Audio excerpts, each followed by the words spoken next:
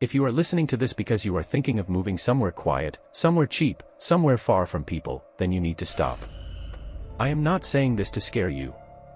I am saying this because there are places that carry memory. Not the kind written in books.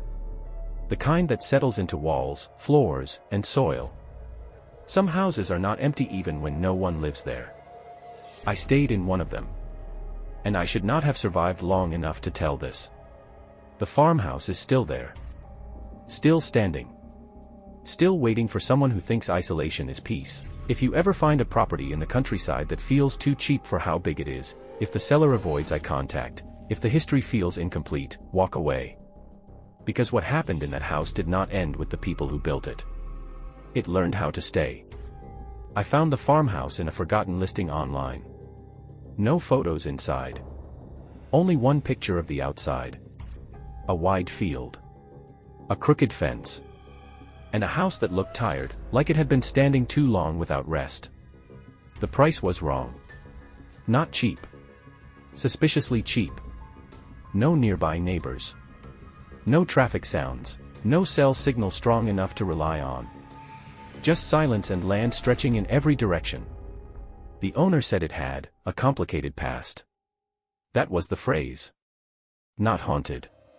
Not dangerous. Just complicated. I told myself that people are afraid of old places. That fear lowers property value. I was wrong. When I first arrived, everything felt normal. Too normal. The air was still. The wind barely touched the grass. No birds. No insects. The kind of quiet that does not feel natural. The kind that feels like something is listening. The farmhouse smelled old. Dust and dry wood. No rot. No mold, just age. But there was another smell under it. Faint. Metallic. Like rain hitting rust. I ignored it. That was my first mistake.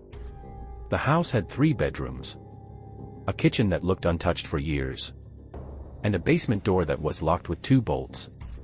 I did not open it. I wish I had. That night, the silence felt heavier. Not peaceful. Pressing. At exactly 2:17 a.m., I woke up. No sound woke me. No dream. Just the certainty that something had changed. The air felt colder. The house felt occupied. Not by a person. By attention. The floor creaked in the hallway. Slow. Careful, like footsteps that did not want to be heard. I stayed still. Not because I was brave. Because fear teaches you to pretend you are not alive. The steps stopped outside my door. And then, nothing. No handle turning. No knocking. Just waiting. In the morning, I found something strange. The kitchen chairs were closer to the table than I left them. Not moved randomly. Placed neatly. Someone had been organizing. But there was no one else there. I searched records that afternoon. Old ownership history. Buried reports. The farmhouse used to belong to a family who vanished in the early 1980s. No crime scene. No remains. No conclusion. Just disappearance. Locals stopped talking about it after a while. Because talking did not change what the house kept doing. It kept standing. It kept calling new people.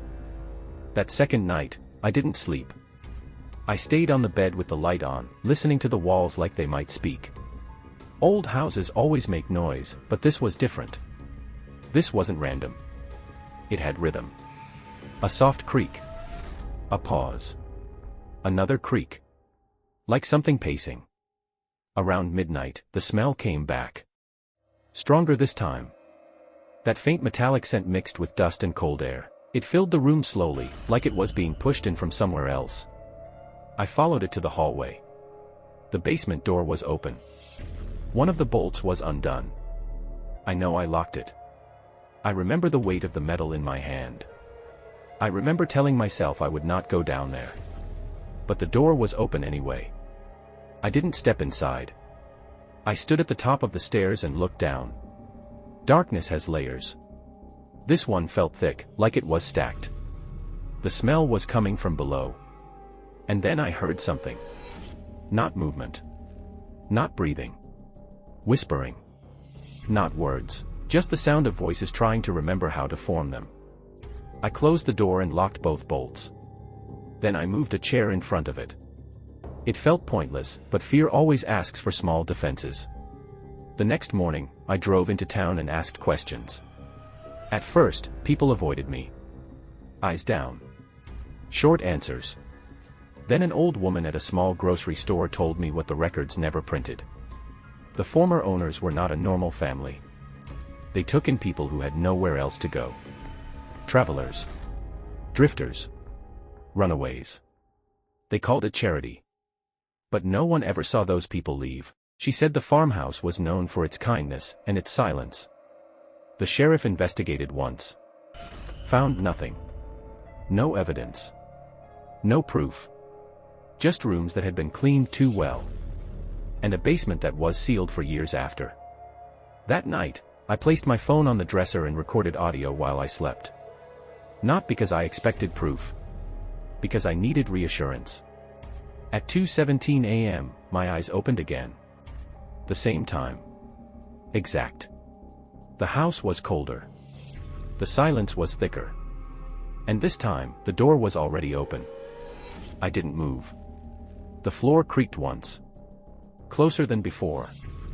The whispering was clearer now, still not words. But voices. Many of them. Soft. Patient. Like they were waiting for permission. In the morning, I played back the recording. At first, there was nothing. Then, a sound that wasn't mine. A breath that didn't match my rhythm. And behind it, a faint, layered murmur. Not loud. Not violent. Just present. Like a room full of people who no longer had bodies. I went down at daylight. That's when fear lies to you. It tells you sunlight makes things safe. The basement walls were scratched. Not clawed. Not broken. Marked. Tallies.